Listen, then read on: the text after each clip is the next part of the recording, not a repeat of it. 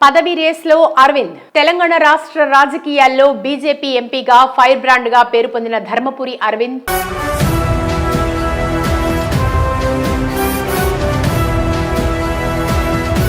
తండ్రి వారసత్వంతో రాజకీయాల్లోకి వచ్చిన అనతి కాలంలోనే తనకంటూ సొంత గుర్తింపు తెచ్చుకున్నారు.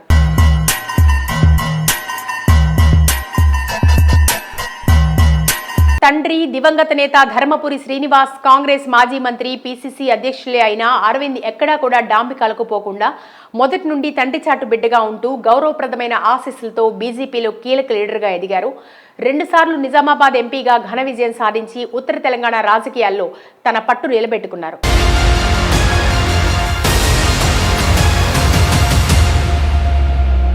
నిజామాబాద్ జిల్లా వ్యాప్తంగా బీజేపీ కంచుకోటను ఏర్పరిచారు. మొదట 2014లో మాజీ ముఖ్యమంత్రి కేసీఆర్ కూతురు అప్పటి నిజామాబాద్ ఎంపీ కవిత పసుపు బోర్డు తీసుకొస్తానన్నారు. ఆమె మాటను నిలబెట్టుకోలేనందున 2019లో ధర్మపురి అరవింద్ ఆమెకు సవాల్ చేస్తూ నిజామాబాద్కి పసుపు బోర్డు తీసుకొస్తానని నిజాయితీగా అందరి రైతుల సమక్షంలో బాండ్ పేపర్పై సంతకం చేయించుకుని మొదటిసారి ఎంపీగా గెలిచిన తర్వాత నిజామాబాద్కి పసుపు బోర్డు తీసుకొచ్చి ఇచ్చిన మాట నిలబెట్టుకున్నారు. అందరి చేత శభాష్ అనిపించారు. అంతేకాదు తన నాయకత్వ లక్షణాలతో రాష్ట్ర బీజేపీ క్యాడర్ని బలోపేతం చేయడంలో ముఖ్య పాత్ర పోషించారు. 2023 సార్వత్రిక ఎన్నికల్లో రాష్ట్ర బీజేపీకి 8 ఎమ్మెల్యే సీట్లు వస్తే అందులో 3 సీట్లు ఉమ్మడి నిజామాబాద్ జిల్లాలో అరవింద్ నేతృత్వంలో రావడం గమనార్హం.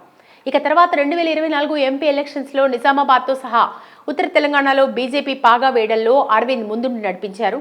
ప్రస్తుత రాష్ట్ర బీజేపీలో హేమీ లీడర్లలో కిషన్ రెడ్డి, బండి సంజయ్తో పాటు అరవింద్ ఒకరని ఖచ్చితంగా చెప్పొచ్చు. ఈ నేపథ్యంలో కేంద్రంలో 3వ బీజేపీ అధికారంలోకి వచ్చాక తెలంగాణ రాష్ట్రం నుండి కిషన్ రెడ్డి, బండి సంజయ్ కేంద్ర మంత్రులుగా కేంద్ర కేబినెట్లో చోటు సంపాదించారు. అయితే ఈ మంత్రి రేసులో అరవింద్ పేరు వినిపించినా కొన్ని సమీకరణాల కారణంగా ఇద్దరికే చోటు ఉండటంతో అరవింద్ కేంద్ర మంత్రి పదవి త్రుటిలో మిస్ అయ్యారు. కానీ కేంద్ర బీజేపీ నుంచి గొప్ప స్థాయిలో మన్ననలు పొందారు. భవిష్యత్తులో కేంద్రంలో కీలక పాత్ర పోషించే అవకాశాలు మెండుగా ఉన్నాయి. ఇదిలా ఉంటే మొన్నటి వరకు రాష్ట్ర బీజేపీ అధ్యక్షులుగా కిషన్ రెడ్డి వ్యవహరించగా ఇప్పుడు ఆయన కేంద్ర మంత్రి అవడంతో ఈ కీలకమైన రాష్ట్ర అధ్యక్ష పదవి ఖాళీగా ఉంది. ప్రస్తుతం ఈ పదవి ఎవరికి ఇవ్వాలని కేంద్ర నాయకులు ఆలోచిస్తుండగా ఈసారి బీసీ వర్గానికి ఈ పదవి ఇవ్వాలని భావిస్తున్నారు. ఈ క్రమంలో బీసీ వర్గంలో కీలకమైన లీడర్గా మొదటి స్థానంలో ఉన్నది మాత్రం ధర్మపురి అరవిందే కాబట్టి ఈ అధ్యక్ష పదవి అరవింద్కే దక్కే అవకాశాలు స్పష్టంగా కనిపిస్తున్నాయి. మరొక వైపు ఈ అధ్యక్ష రేసులో సీనియర్ లీడర్ ఈటెల రాజేందర్ కూడా ఉన్నట్టు తెలుస్తోంది. ఆయనతో పాటు రఘునందన్ రావు కూడా మెదక్ ఎంపీగా పోటీలో ఉన్నారని బీజేపీ వర్గాలు చెప్తున్నమాట. కానీ ఈ ముగ్గురిలో ఎటు చూసినా బీజేపీ పార్టీలో కీలక స్థానంలో ఉంది మాత్రం అరవిందే.